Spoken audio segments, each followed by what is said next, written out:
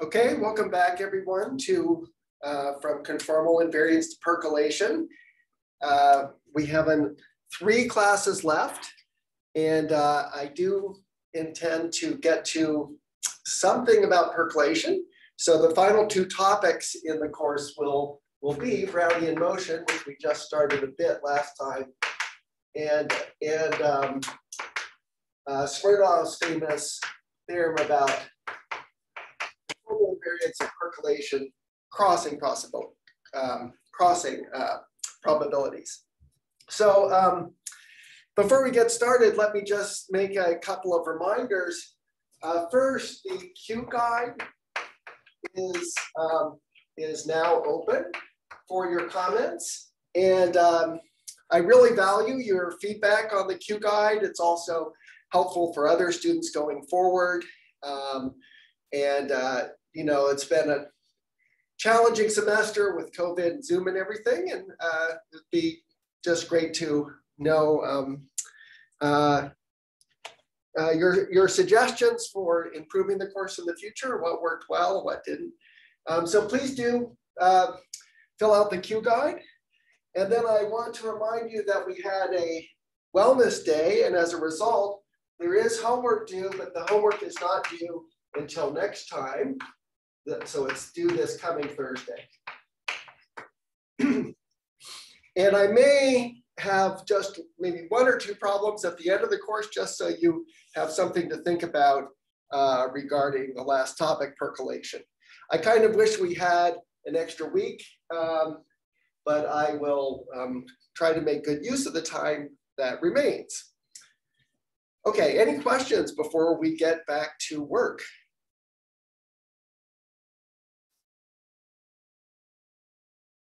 Okay, so our current topic is the construction of Brownian motion, which is a continuously moving particle on the real line or on the plane. We're going to start by constructing it as a map from the real numbers to the real numbers. And it should be thought of as recording the position of a point moving along in space. So its graph looks something like this. We'll look at some computer generated pictures in a little bit.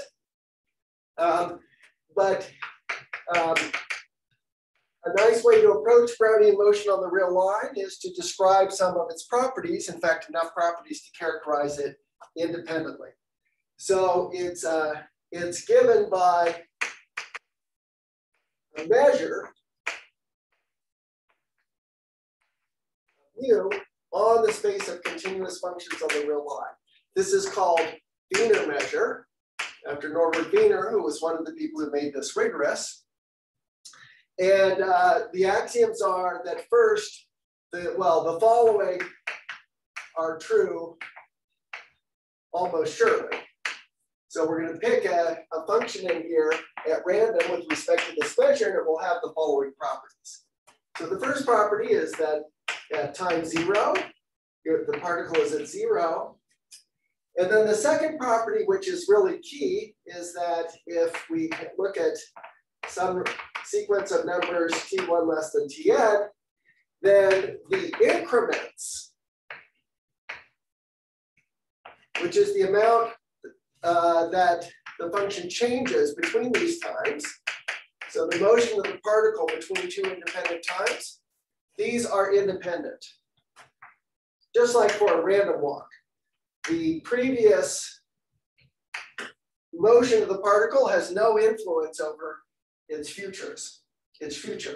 And then finally, we can say exactly what the increment is, and I'll do that by making 2 statements about it. So first, bt minus bs, this is just a real valued random variable. This has mean 0 and variance, the absolute value of t minus s. So the variance is proportional to the time. And then, which of the many random variables with mean 0 and variance s is it, this increment? it's Gaussian. And in fact, it almost has to be Gaussian because of the axiom 2. But it's the increments are Gaussian.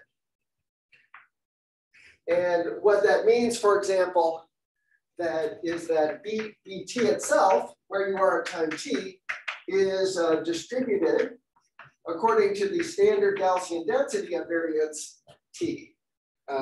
It's distributed according to gt, which is 1 over the square root of 2 pi t times e to the minus x squared over 2t. Okay, so that's what we'd like to have our limit of random walks look like, this continuous process. And the theorem is that there exists a unique mu satisfying 1 through 4.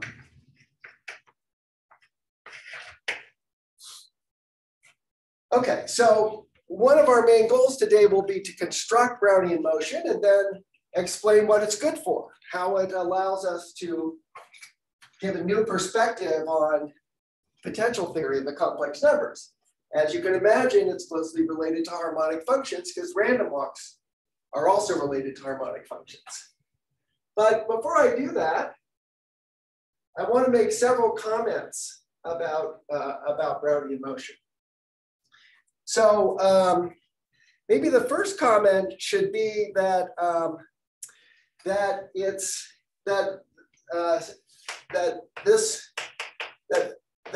v of t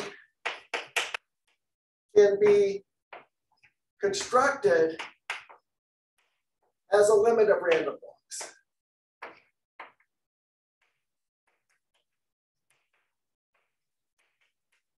And to do that, the first thing to do is take your random walk, which is a function of an integer, as we've drawn it many times in the past. Well, when we draw random walks, we often do this without even mentioning it. We linearly interpolate between the values of the random walk at integer times. That turns a random walk into a function on the positive real axis. And one could also do random walks, continue the random walk to negative time. And then we'd like to just take this random walk, which is itself a random function on the real line, and rescale it and take a limit. So what we could do is we define Bn of t. This will be our approximation of the random walk. So we want the random walk to go faster. So we multiply it by n. Now its step size is 1 over n. When you increase t by 1 over n, x increases by an integer.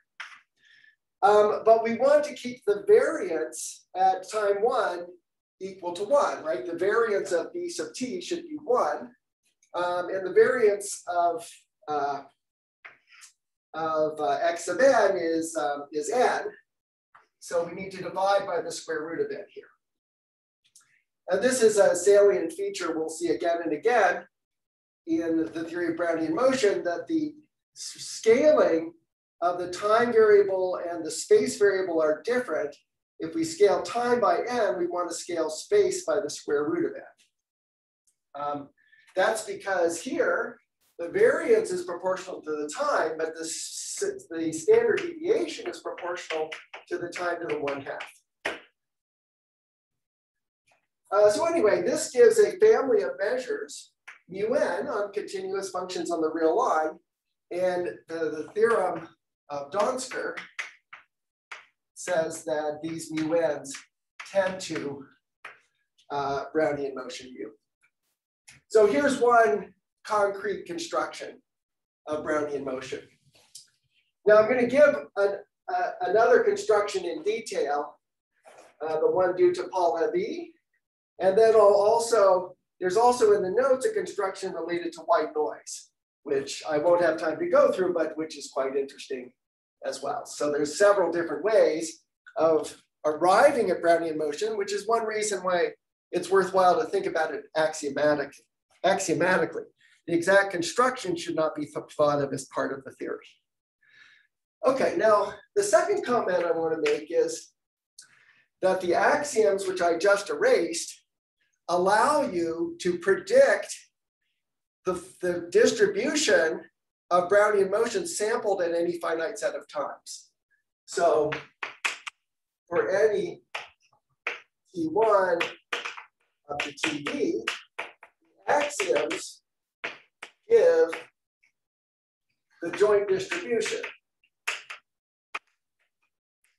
of the random variable x, which is b evaluated at T1 up to b evaluated at TD.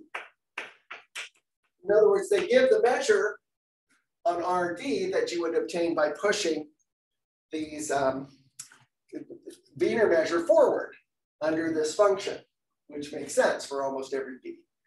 And so it's not surprising that if you not only know how the location of b at time t is distributed, but you also know how that influences the distributions at all the other times, then you actually have only one measure, which can possibly satisfy all those constraints. And so in fact, this implies fairly easily the uniqueness of Brownian motion. So you might say, well, why doesn't that also imply the existence? And it almost does. The hard part in the proof of the existence, and it's not especially hard, but it is the thing that needs to be verified, is that Brownian motion is continuous. If you just specify a bunch of joint distributions of values of functions at various points, there's no reason they should fit together coherently to give you a continuous function. It would rather just be a sort of a random function of a point on the real line. So the harder part is to show that as t varies, b of t is continuous.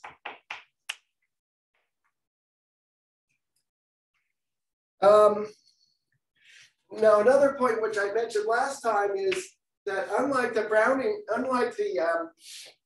random walk, which has bounded speed, Brownian motion after time t, it's everywhere, right? Because the distribution of b of t for any t looks like this. It's for small t, it's very peaked near the origin, but it's positive everywhere on the real axis. And so the probability that b of t lies in some interval ab is greater than 0, provided we take any time that's positive. So it's not very common. The probability at the tail of this is going like e to the minus x squared. It goes to 0 very fast. But it's possible for a Brownian particle to move an arbitrary distance in a given time t.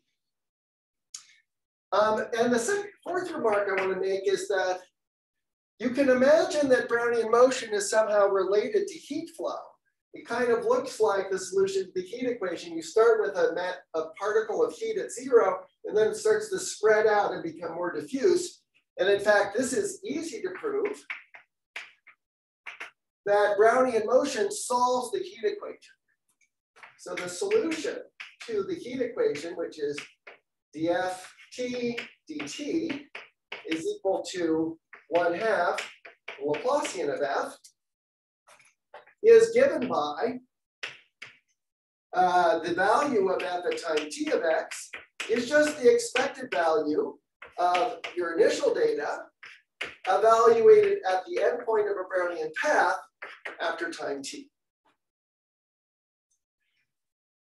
So that's already a nice relationship between partial differential equations, and like this one, and Brownian motion, but it's not actually a very deep one, because this expectation is something that we can easily write down exactly. It just depends on the distribution of b of t, and we know that that's Gaussian. So this is just another way of saying it's gt star f of 0. And then you check that gt is a fundamental solution to the heat equation. Nevertheless, one should remark that at this close relationship between the evolution of functions and the evolution of points in the plane. Now, the next thing I wanted to discuss is, or look at, remark on, is the idea of Brownian motion in RD. How should we define this? Am I going to have to start all over again with some new axioms for Brownian motion in Euclidean space? Well, I don't have to. I can define b-dimensional Brownian motion in the following way. I say BD of t is just the ordinary B1 of t, but since I'm using, let me write this as x1 of t up to xd of t, where each coordinate xi of t is an independent copy of p of t, by which I mean one-dimensional Brownian motion. So if you want to do Brownian motion in RD, all you do is you let the coordinates each evolve independently by Brownian motion in R1. Now, that sounds like it might not be very symmetric because we use the choice of a basis to define Brownian motion. But in fact, it is symmetric. So it turns out that it's a little bit different than the Brownian motion we would think of normally, but this BD of t is distributed according to the d-dimensional Gaussian, which is 2 pi t to the minus d over 2 times e to the minus, and then this is the absolute value of x squared over 2t. And since the absolute value of x squared is the only thing that enters in this distribution, this process is rotation invariant. In fact, it does not know which directions the axes go.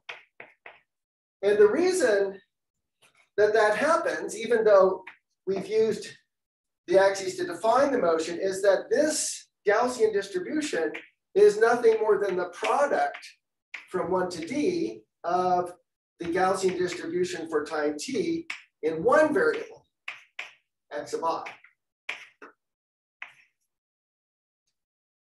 And when you write that out, this product out, it's a product because these are independent, you'll get an xi squared in the numerator, in the exponential. And when you take the product of those exponentials, those will add up. So this just comes from the fact that x squared is x1 squared plus x d squared.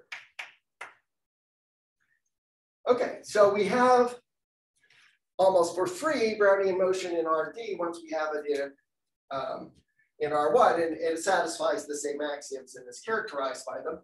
The one thing that's slightly different is that the expected value of the norm of BD squared, that's in some ways the analog of the variance, the distance you are from the origin. It's not going to be t, because it depends on the sum of the squares of these variables. These are independent Brownian motion, so the variance will be d times t, the sum of the variances of each of these guys.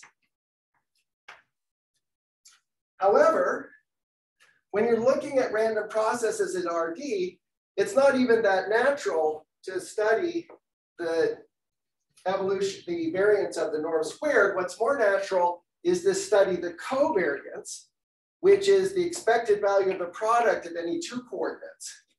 So let me just add that as a remark, that if we look at the expected value of xi of t, xj of t, that's called the covariance matrix. If I equals j, it's what you would get. It would be just the variance of Brownian motion. This is just t times the identity matrix, because that records the fact that the different coordinates are independent. Okay, so this is already an interesting step towards conformal invariance of Brownian motion.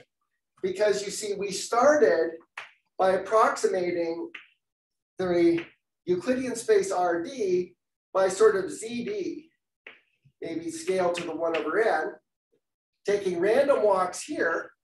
And then in the end, we got a process that was invariant under the action of the rotation group, OD, the isometries of RD fixing the origin. And that symmetry was not present in the lattice. So there's more symmetries that arise in the limit. So let me expound on that point a little, because we will be interested, especially in how Brownian motion behaves in the complex numbers. So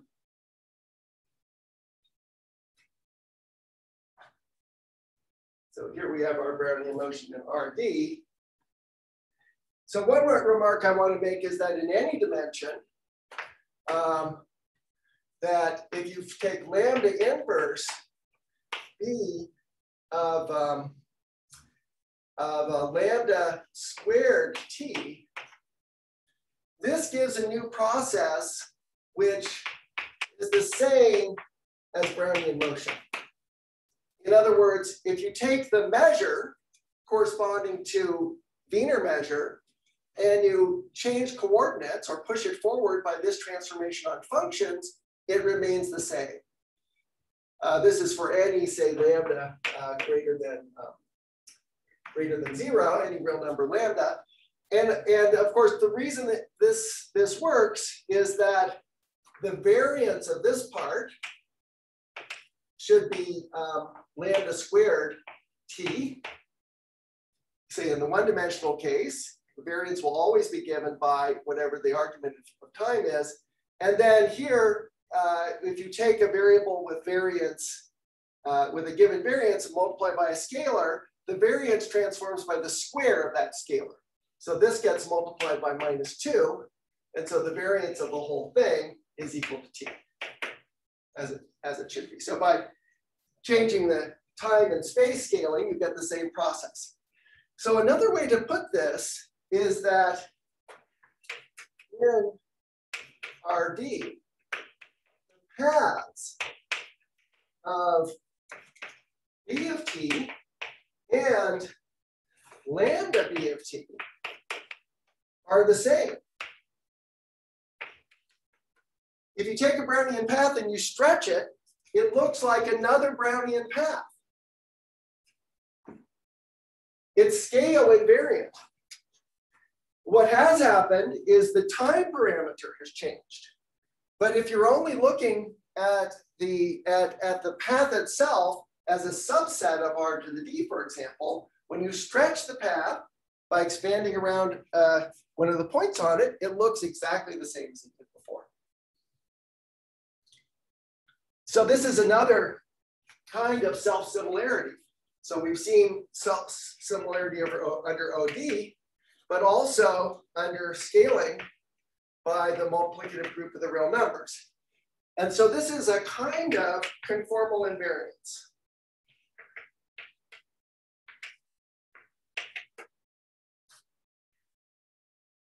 Now that might lead you to ask, is Brownian motion a conformally invariant process? And the answer is definitely no. When we construct Brownian motion, we use a metric implicitly. We use the Euclidean metric. And if we used a different metric, we would get a different process. But if we're in 2 dimensions and we only change the metric conformally, the process does not change too much. So let me explain this a bit. So one can construct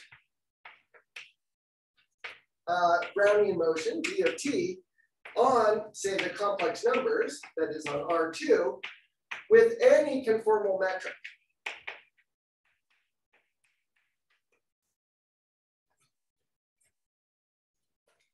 So that's a new process. Let's call it B sub sigma. And it has the property that it's almost the same as B of t, it works in the following way. So we let S be the integral from 0 to t. So we take our Brownian path, and now as this path is moving along, we take this value of our metric at the point in the plane where we reside, and we square it.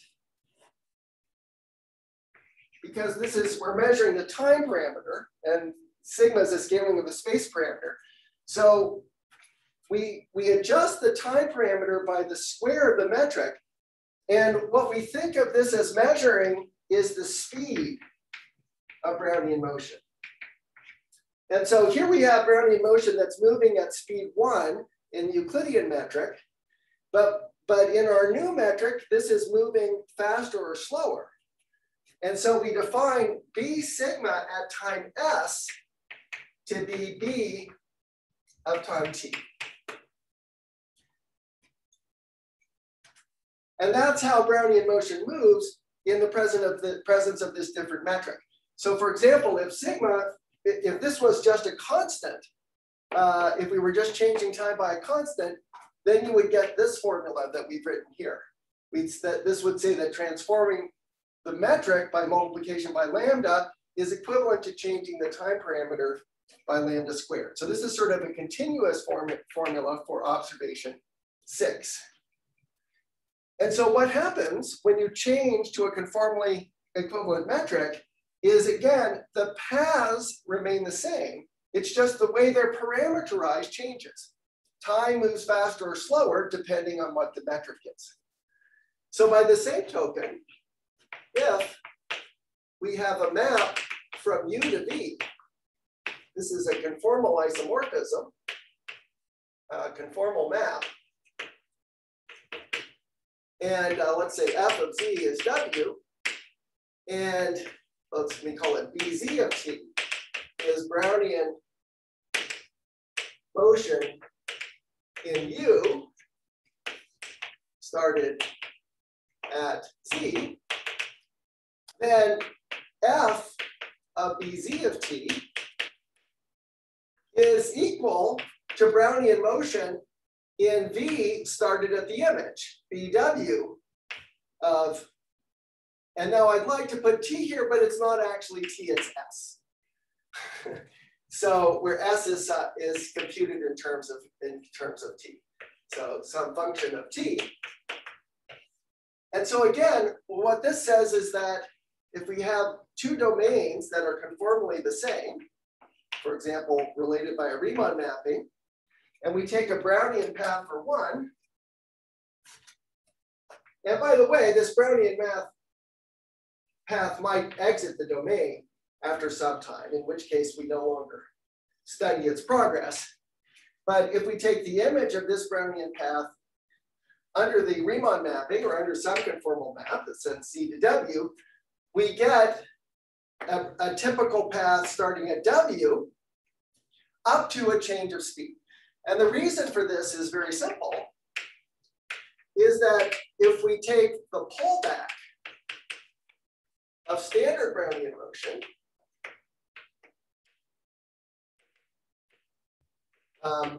in V, this is really Brownian motion for V with the Euclidean metric. And what we're going to get is Brownian motion in U for the pulled back metric, F star of the absolute value of DC, for this pulled back conformal metric.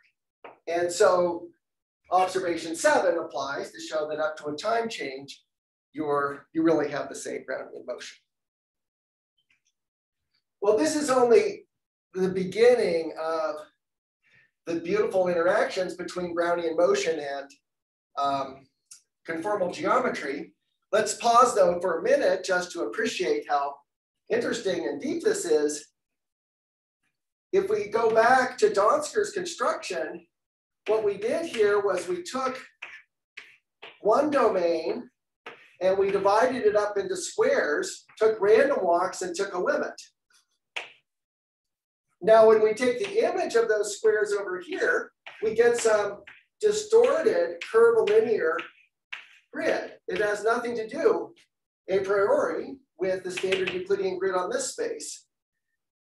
Nevertheless, if we were to start over on this space, and again use the Euclidean grid, we get the image of this process is the same as you would get on this space with the Euclidean grid. Or to put it differently, the true Euclidean grid and the distorted one obtained as under the image of F give the same random walk up to the speed.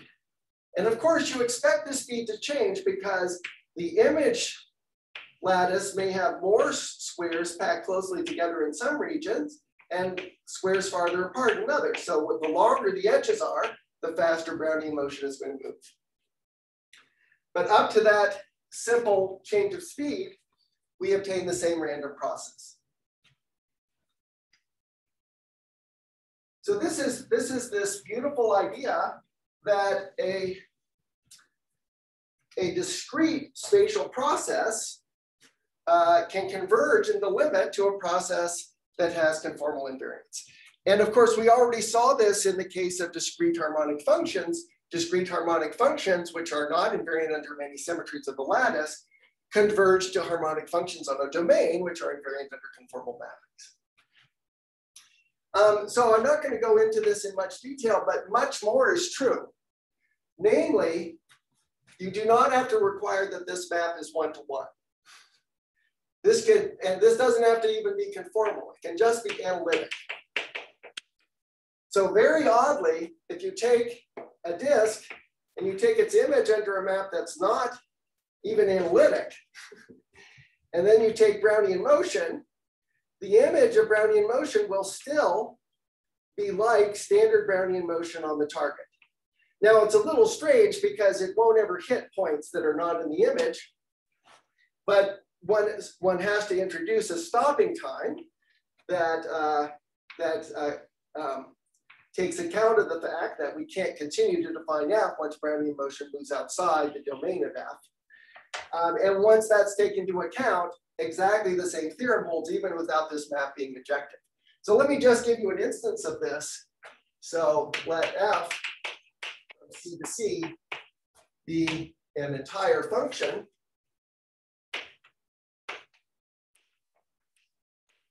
Then F applied to a Brownian path is standard Brownian motion up to a time change. Is standard Brownian motion in C up to a time change. Oh, Kurt, there's a question from the chat. I think on the previous point, can we think of this as a consequence of conformal maps preserving angles? Yes. So of course, it's very important that the map doesn't prefer any particular direction in the plane. Otherwise, our Brownian motion, which wants to be rotationally symmetric, would be skewed. But it turns out that what's really important here is not so much that F is conformal as that it's harmonic. Because you'll remember that if you take a random walk and you evaluate a harmonic function along the random walk, it's a martingale. So it's, for example, its mean remains 0. And what's critical about Brownian motion started at W is that after time t, the average value should still be W. It should be a martingale. The expected value of the increment is 0. So to justify these things, which I'll only be able to give you a glimpse of, one uses something called Ito's formula. And the key term that vanishes there is the Laplacian of F. So in fact, if we were to, instead of considering conformal maps, we were to consider, say, a harmonic function from RD to R, then it would turn out that Brownian motion on RD is sent under that harmonic motion to Brownian motion on R up to a change of time. Any other questions? Feel free to just speak up. I appreciate being interrupted. Otherwise, I'm going to accelerate.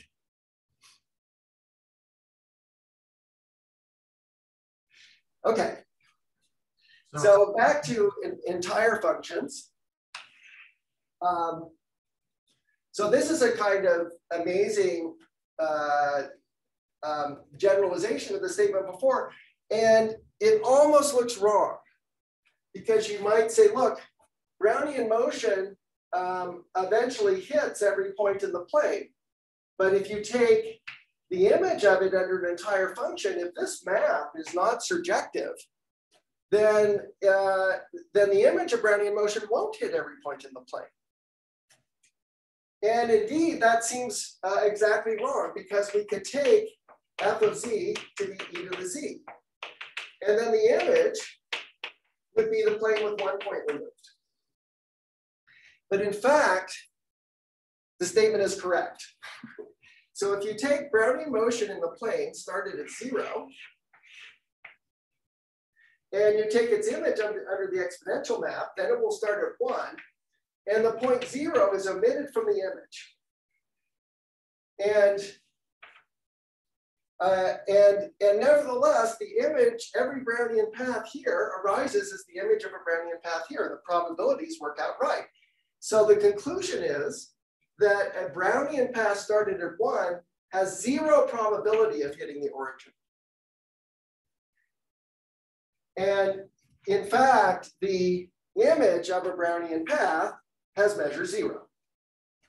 So with probability 1, it avoids most points in the plane. Sorry, the image of the Brownian path has measure 0. And indeed, you might think Brownian paths are recurrent. And they are recurrent in the sense that if you take any ball and say start a Brownian motion here, you'll return infinitely often to this ball. But the chances that you'll return exactly to the origin are 0. The origin is just too small a target to hit. Okay, so those are some glimpses of the territory around Brownian motion, a kind of a broad picture of Brownian motion on the real line, on RD, its conformal invariance. But what is Brownian motion? We should give a construction. So let's now do a construction of B of t. The construction I'm going to give is due to Paul Levy. Paul Levy was one of the founders of this kind of probability theory.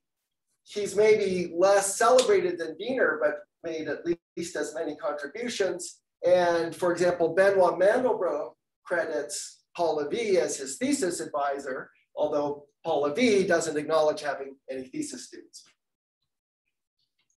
Mandelbrot's idea that, for example, the profile of Brownian motion is something like the profile of a mountain range is what gave birth to his book, The Fractal Geometry of Natures.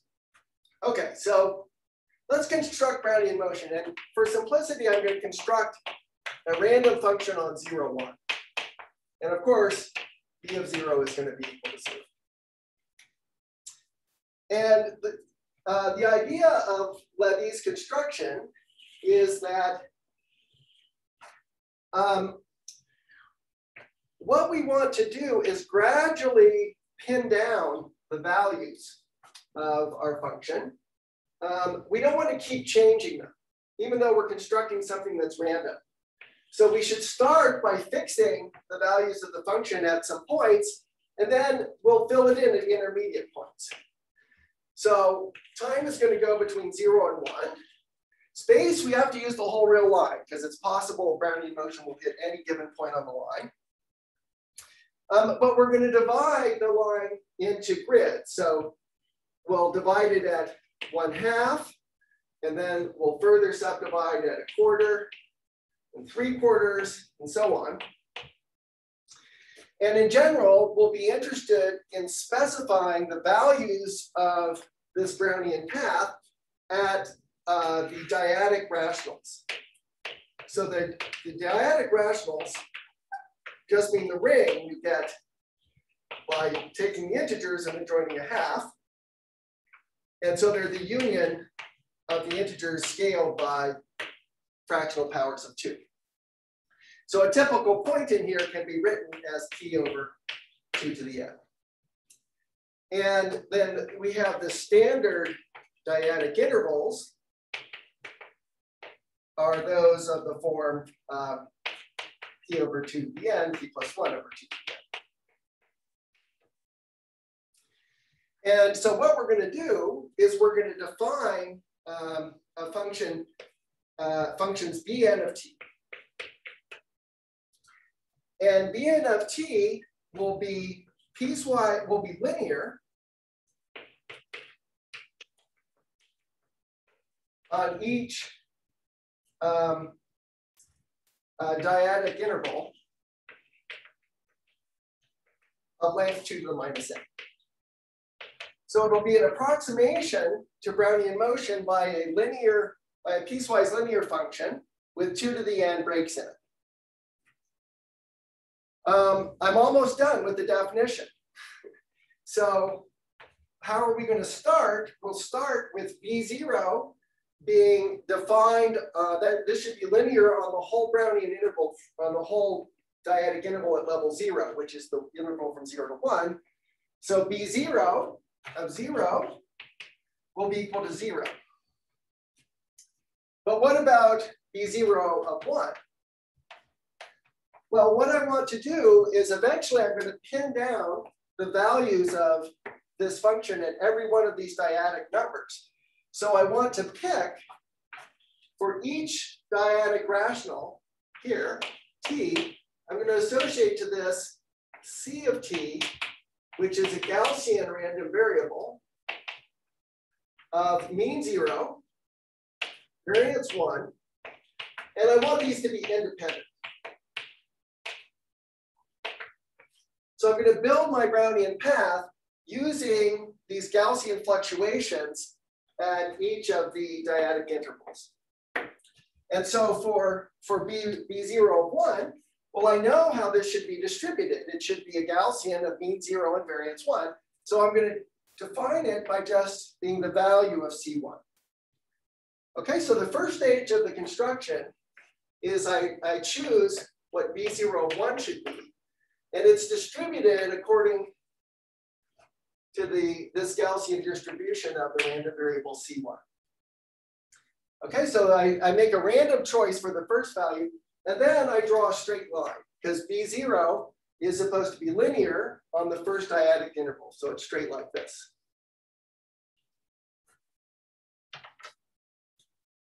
Okay, what comes next? Well, I want to modify the value at this interval, at the midpoint.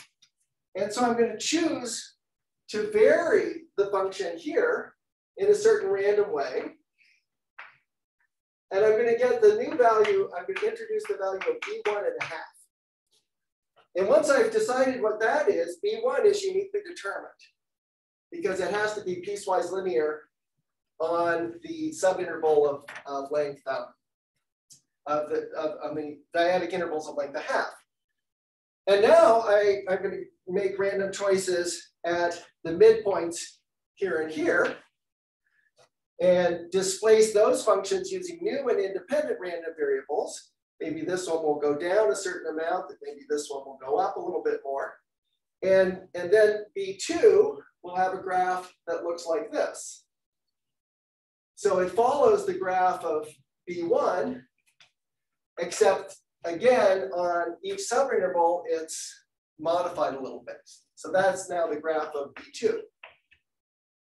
This was the graph of B0. And so on. Okay, so now let's be more precise about how we modify these gadgets in the middle. So let's discuss the definition of Bn. So Bn of p over 2 to the n, by definition, we need to know what this is for every integer p between 0 and 2 to the n, because that will determine the values at every point. And we just used the previous value P is even. So if you're at a point where you've already settled on the value, you just keep the value what it was. But now what do you do if it happens to be odd? That's when you're introducing a break at the midpoints. What you do is you take, let me call it Bn of t. We take Bn minus 1 of t, and then we displace it by the Gaussian random variable that we've attached to that particular dyadic rational. But we want to make its variance right, so we put in 1 over the square root of 2n plus 1. And that's it.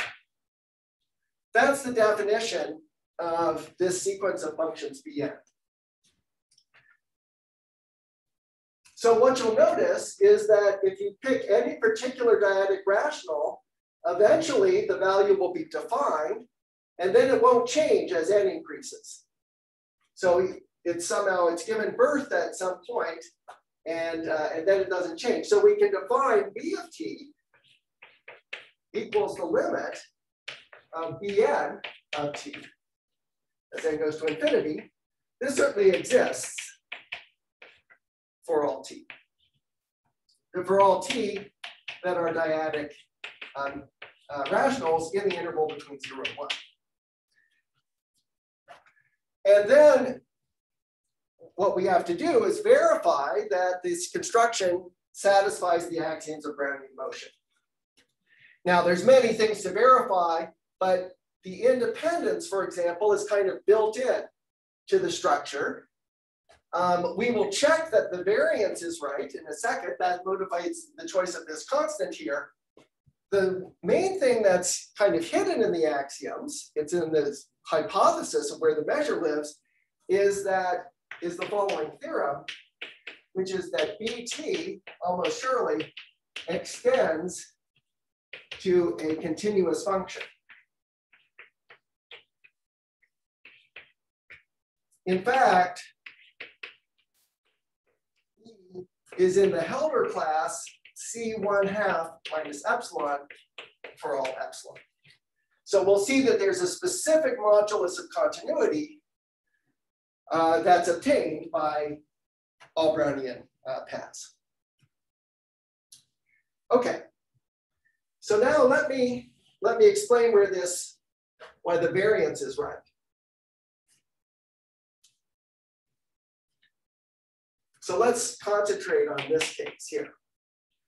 So suppose t is p over 2n is the midpoint of a dyadic interval AB with b minus a equal to 2 to the n minus 1, 1 over 2 to the n minus 1. So it's something from the previous stage. And I'm going to let, in general, I'll let d t1, t2 be the difference between b of t1 and dn, bn of t1 and bn of t2. Okay, so what we have is this interval AB, and we've constructed a little segment of our Brownian path at level n minus 1. And what can we say about the variance of this difference? The variance of the difference between here and here is well, we'll prove this by induction. So maybe I'll better make the claim first. So the claim is that dn, the variance of dn for two adjacent points at distance 2 to the minus n is what it should be, 2 to the minus n. Remember, this is the difference in time. And so the increment of Brownian motion should be a variance given by the difference. So the variance of this difference, bn minus 1 of A minus bn minus 1 of B, this variance is equal to 1 over 2 to the n minus 1. So dn minus 1 of AB has, actually, let me just set this, well, okay. So the variance of this is equal to 2 to the 1 minus n, because we're at the 1 previous level. Now, what's the difference between, what about dn of AT? What is this given by? It's given exactly by the value of b n minus 1 of A minus b n minus 1 of B over 2, right? The jump from here to here, this is now t, is half the jump going from here to here, but then it's also displaced by CT. But CT is multiplied by 1 over the square root of 2n plus 1. Now these two variables are independent because CT is independent of everything that we've used so far in the construction. And this variable is half the size of this variable. So since the numerator has variance 2 to the 1 minus n, when you divide by 2, that changes it by a quarter. So this has variance equal to 1 over 2 to the n plus 1. Okay, 2 to the minus n plus 1. And what about this term here? Well, the variance goes by the square of the multiplier. So this also has variance 2 to the minus n plus 1. And so when you add those two together, you get variance 2 to the minus n, which is exactly what we wanted for the variance across an interval of length 2 to the n, like the interval from A to t. Okay, so that explains where this factor comes in. The variance of this midpoint between here and the previous point is accounted for by two things. It's accounted for in part by the variance of this point, which is moving at random, and the variance of this new displacement in the middle. Okay, so that gives an inductive proof that the variances are correct. Okay, so that's the construction of Brownian motion, except we haven't proved continuity. So this is really the main point, and it's actually kind of easy. You just have to hold tight and hope for the best. Okay, so the theorem is that for all dyadic t and s in 0, 1, all epsilon greater than 0, there exists a constant c, which is going to depend on b, such that the absolute value of b of s minus b of t is less than or equal to this constant times s minus t to the 1/2 minus epsilon. This is what it means for a function to be Helder continuous of exponent epsilon. So I'll remind you, if you put 1 here, that would be Lipschitz. That would be very strong control over the modulus of continuity. Remember, think of S and T as being very small. The square root allows for a much bigger error. The square root to the minus epsilon allows for an even bigger error. So this says Brownian motion is almost Helder continuous of modulus 1/2. And as we argued at the beginning, and as you'll easily see when you look at graphs, it can't be better than 1/2. So this is a pretty good result. But this implies that, that B of t extends to a continuous function, which is what we want.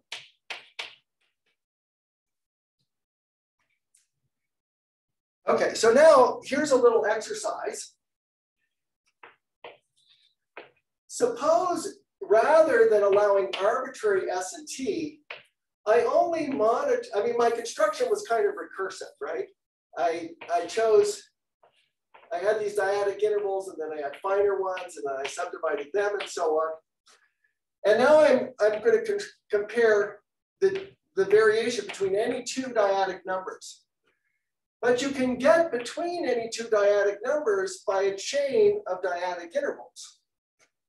And if they're pretty far apart, you can use some large intervals in that chain. You don't need very many intervals. So in fact, in proving this theorem, it suffices to prove it for all what I'll call adjacent TNS, by which I mean we can assume that the interval ST has the form P over 2 to the n, P plus 1 over 2 to the n. In particular, the length is equal to 2 to the minus n.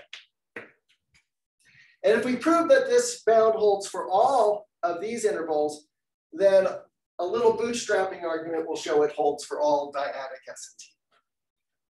Okay, so now I'm going to actually prove theorem prime. Okay, so here comes the proof. We ask, given ST with length equal 2 to the minus n, what is the probability that our desired bound, which is this star fails for c equals 1?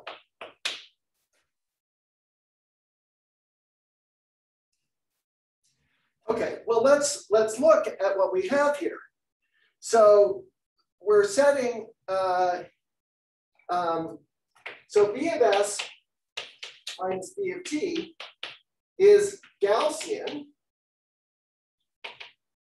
mean 0, variance 2 to the minus n. So its standard deviation is 2 to the minus n over 2. Now we're asking, what's the probability that this is bigger than S minus T to the 1/2 minus epsilon?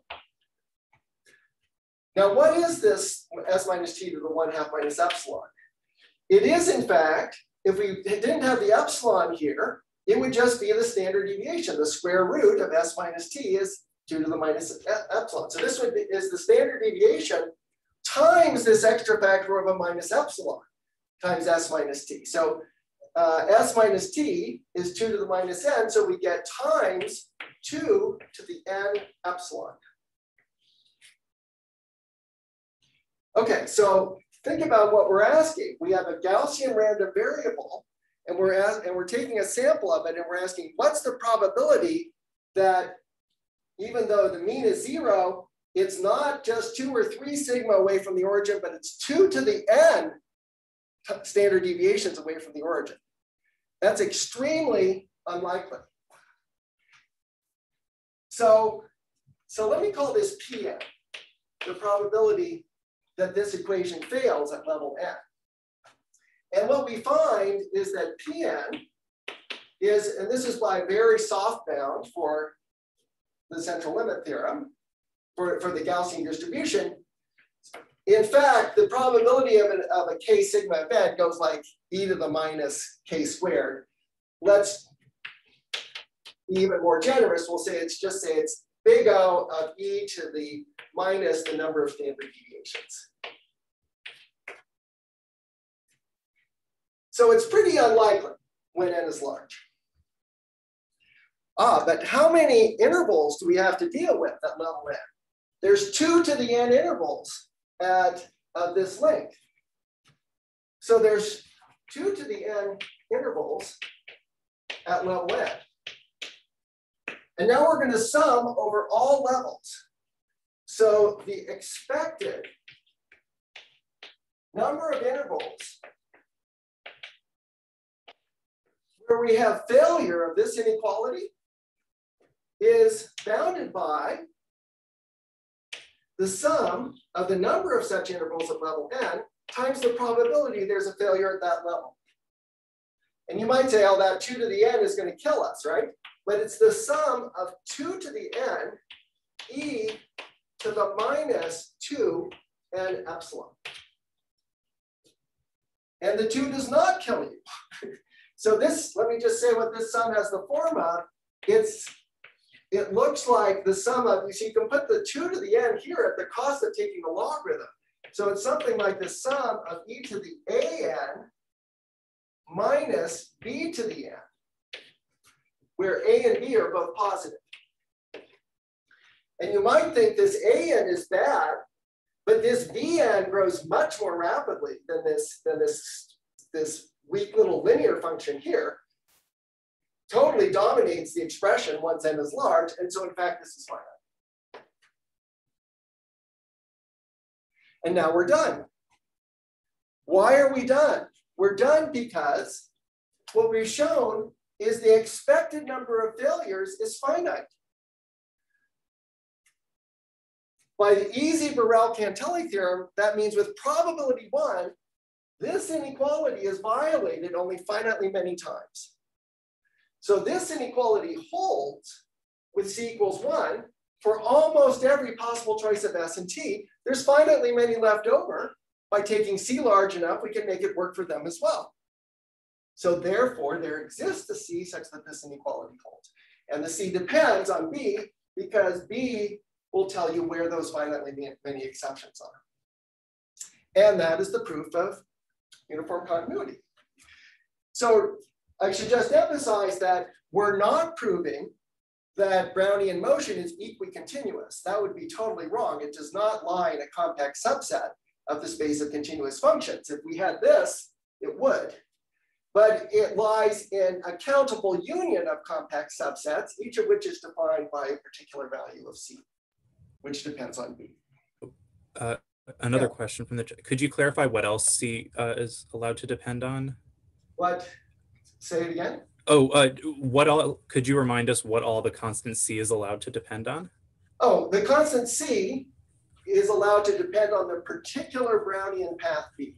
Mm-hmm. So we gave a construction of a Brownian path. Now we take one of those, and this constant c we're going to look at that path, and this constant c will depend on that b. And also epsilon. Yes, of course. Okay. Of course. Yes. It also depends on epsilon. Yeah.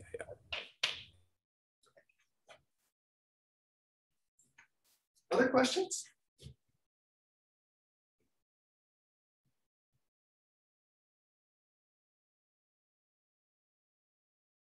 Okay.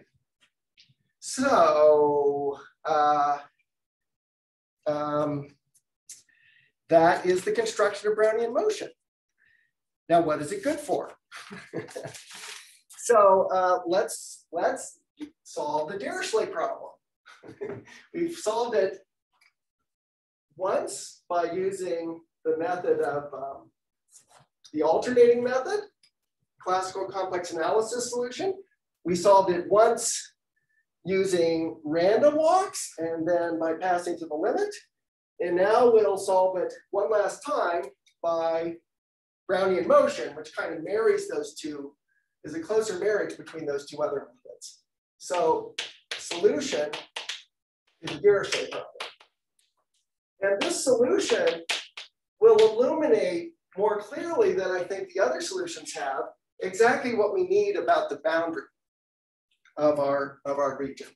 So let's let omega contained in C be an open region, closure compact, and we're given a continuous function on the boundary.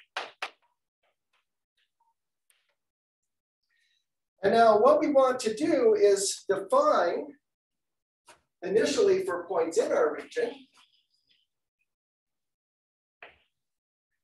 we want to define at each C, we have a Brownian path initiated at this point, and we want to look at the time that it exits the domain omega.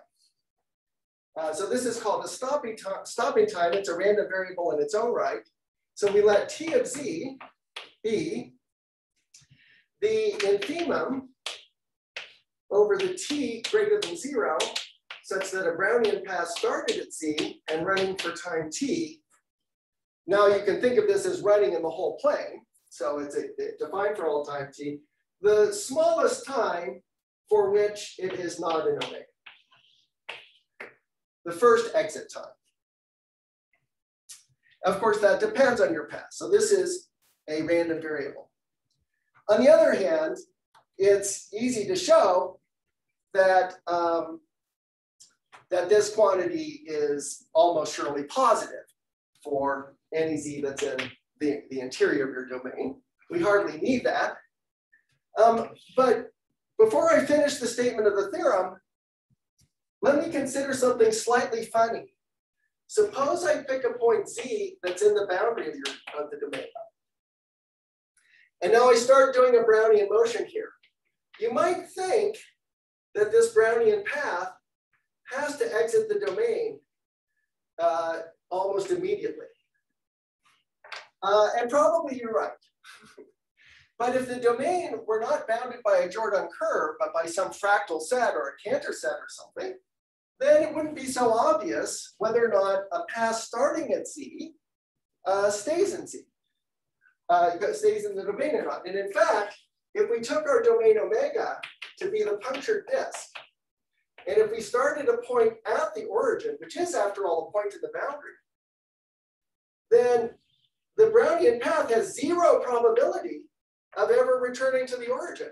So it will live for a positive time before it hits the boundary again.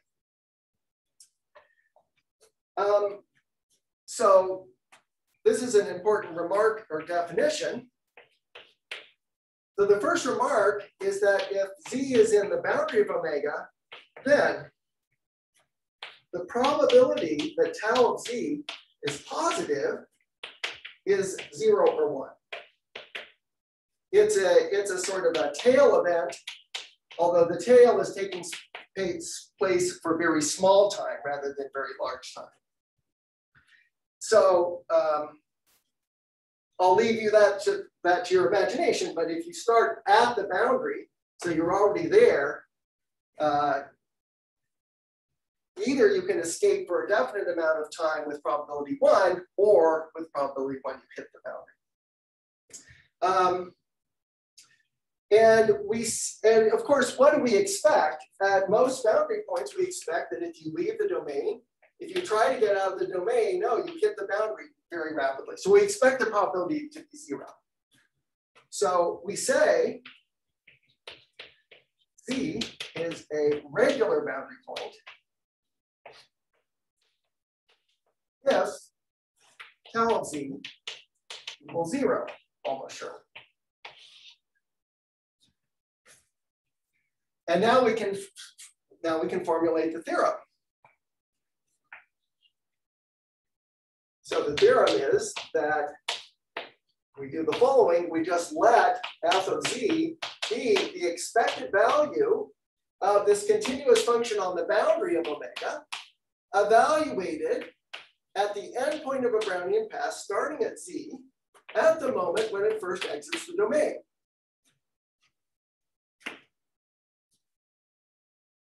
Then f of z is a bounded harmonic function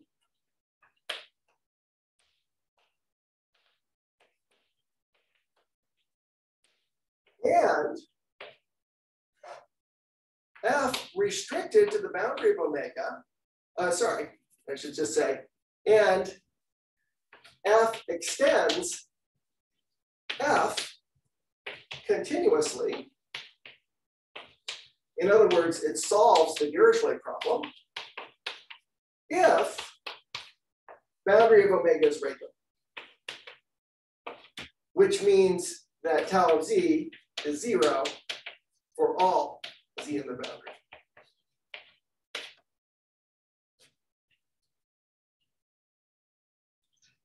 Okay.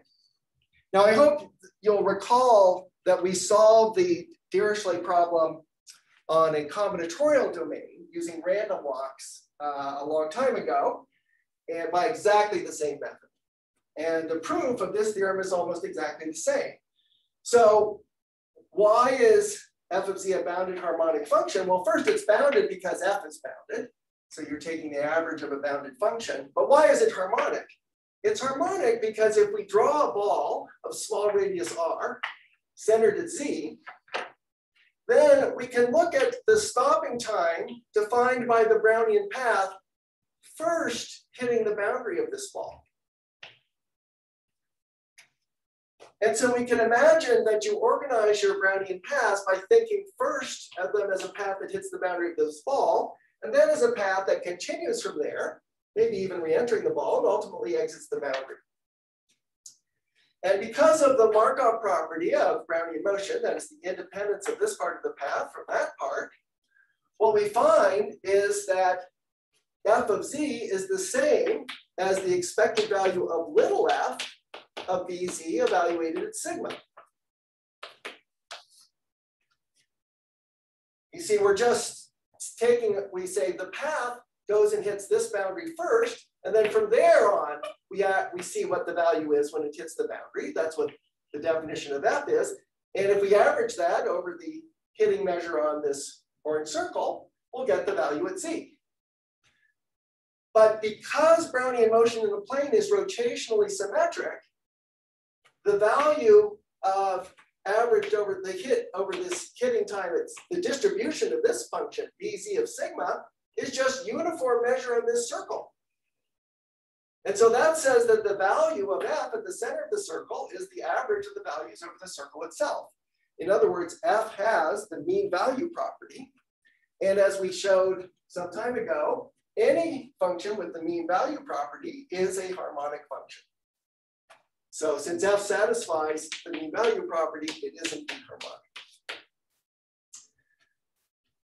So notice again how we leverage the rotational symmetry of Brownian motion, which is not hard, to get this conformally invariant statement that f is harmonic.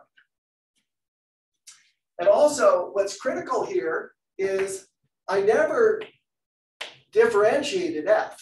I didn't prove it was harmonic by computing its Laplacian. I showed that some integrated form of the condition of being harmonic held. And that's a necessary strategy, as we have seen, at least sometimes in passing to these continuum limits. So that proves it's bounded and harmonic. And now, why does it extend continuously and solve the Dirichlet problem? Well, suppose we pick a point P on the boundary, and that this point is regular. And now we take a sequence of points Cn converging to P.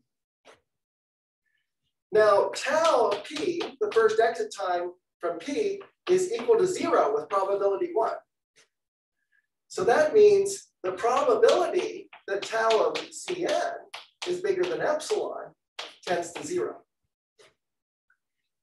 So that means that when you apply this process to compute f of Zn, that the Brownian path started at Zn hits the boundary of omega in a very short amount of time, at least with a high probability.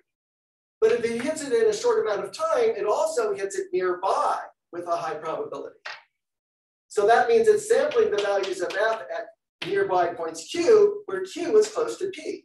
And since f is continuous, the values you get intervening in this average here converge to the value of capital F at p. So f of Zn tends to capital F of p, which is what we need to verify continuity. Okay, so that is the solution of the Dirichlet problem. And now there's one thing that we did, which is a kind of common practice in mathematics, is we defined away the main problem. So the main problem is determining whether or not the function actually f, it being harmonic, was pretty automatic, but whether or not it fits with the boundary values was swept under the rug. It was hidden in this definition of regularity. So to finish, I should give a definition, give a criterion for regularity. So criterion for regularity .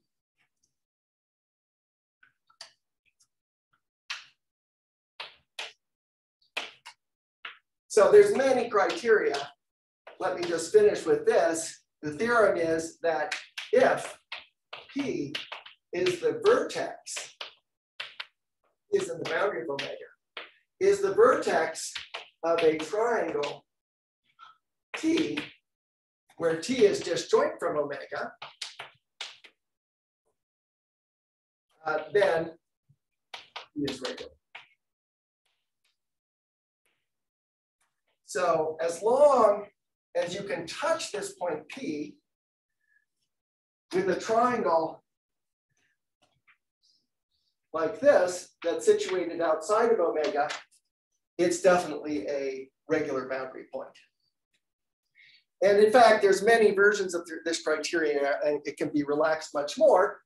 But this is certainly enough to imply that if the boundary is, say, a C1 curve, then every boundary point is regular. Okay, so I'll spend a few more minutes on summing up how powerful this connection is between Brownian motion and the conformal invariance we've talked about previously next time. And then I'll try to hurdle through a quick introduction to percolation for the last two classes. And I guess next time we'll look at the pictures, of which there are many. So browse the pictures that are on the course webpage, and we'll discuss them next time. Okay.